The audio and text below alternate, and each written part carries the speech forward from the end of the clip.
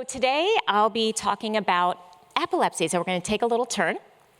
And I'm going to start off with this story. Florence Griffith Joyner. And I'm not going to ask who knows who this is because it'll date you. She's also known as FloJo. The picture here that you see on the right is her at the 1988 Olympics in Seoul, Korea. That's where she broke world records in track and field. She was once considered the world's fastest female runner. You should watch her clips. It's amazing. Now, in 1990, she suffered from a seizure. She went to the doctor, was not diagnosed properly, was not treated properly, and a few years later, she died in the middle of the night during her sleep from a very severe epileptic attack. So this was a fatal outcome of a false negative misdiagnosis. So I was surprised to find out that actually epilepsy misdiagnosis is quite prevalent, not just in the United States, but around the world. In the United States alone, over 1 million people enter the emergency department having claimed to have had their first seizure or seizure-like episode ever in their life. And when they finally see the neurologist, 30% of the time, they're misdiagnosed. And that creates a huge burden, both economically, socially, for patients, their caregivers, and so forth. So you have to ask, why is it so difficult to diagnose epilepsy? Maybe the short answer is there's no reliable biomarker. Okay, so what happens when you get assessed by the neurologist? You come in, they look at your medical history, they do a physical exam, they ask the patient and the family, what happened? Describe this event that you're talking about. Then they do a standard MRI scan. So what they're doing is they're looking for structural abnormalities, lesions in the brain that might have caused a seizure or seizure-like episode. And then they do a routine 20 to 30-minute scalp EEG. We call this resting state EEG because they're not having a seizure during this time. And what the neurologist is doing is visually inspecting this EEG, looking for abnormalities that could be indicators of epilepsy. These abnormalities could be these spike discharges that show up on channels. The problem is these abnormalities, the spikes in particular, are not well defined. They're random events. They could look like artifacts, be masked by artifacts, and it's really difficult to read these EEGs, even if you're trained. But worse, more than half the time on that first visit, the EEG looks completely normal. So that data is inactionable.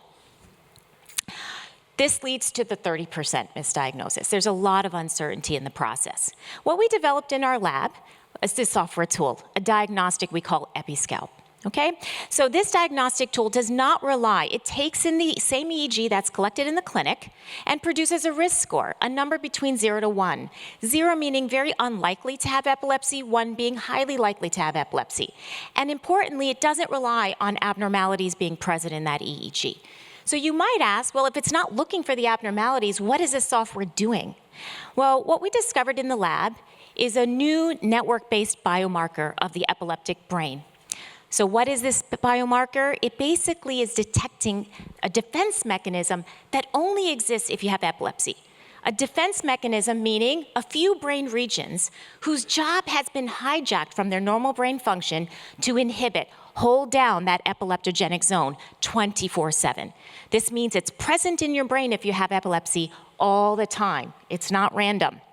And we found that using dynamic network modeling, we can actually detect the presence of this defense mechanism, the presence of it from scalp EEG. So we did a large retrospective study. Each dot here is a patient. 198 patients were treated across 4 centers. On their first visit, they all had normal EEGs. On that first visit, they were diagnosed with epilepsy, and they were sent home with drugs. Months to years later, they all had to come back to get confirmation with long-term EEG. 107 of those patients were actually found to not have epilepsy after all. They had something called psychogenic non-epileptic attacks, a seizure-mimicking disorder where drugs don't work. Anti-seizure medications don't work for them. You know what works for them? Cognitive behavioral therapy.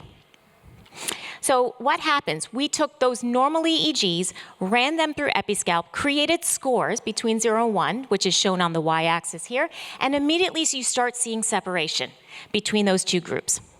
Now, when we showed this to clinicians, epileptologists, they said, Sri, here's how we would use your tool in the clinical workflow. If your score is above this top threshold, I'm going to be pretty, confident that they have epilepsy.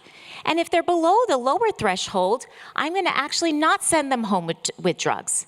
But if they're somewhere in the middle, the middle ground here, I'm going to do what I normally do, Sri.